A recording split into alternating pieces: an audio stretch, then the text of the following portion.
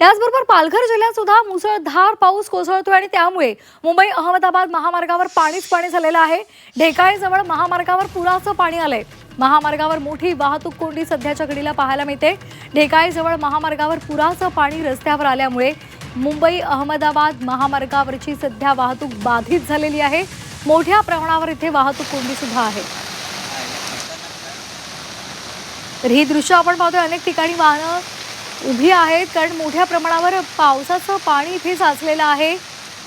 मुंबई अहमदाबाद महामार्गावर सकाळी 9 वाजताची दृश्य आणि त्यामुळे चारचाकी ज्या लहान गाड्या आहेत त्यामध्येच अडकून पडलेल्या आहेत। काही ठिकाणी मोठ्या गाड्या सुद्धा या पावसाच्या पाण्यामध्ये अडकून पडल्या आहेत। अशा पद्धतीची ही दृश्य आहेत आपण पाहतोय। मोठ्या प्रमाणावर मुसळधार पाऊस होतोय। पालघरला ऑरेंज अलर्ट सुद्धा दिलेला आहे आणि त्यामुळे अगदी गुडघाभर पाणी, त्याही पेक्षा जास्त पाणी इथे साचल्यामुळे सध्या अनेक गाड्या त्यामध्येच अडकून पडलेल्या आहेत। त्यामुळे वाहन चालकांना मोठा त्रास सहन करावा लागतोय।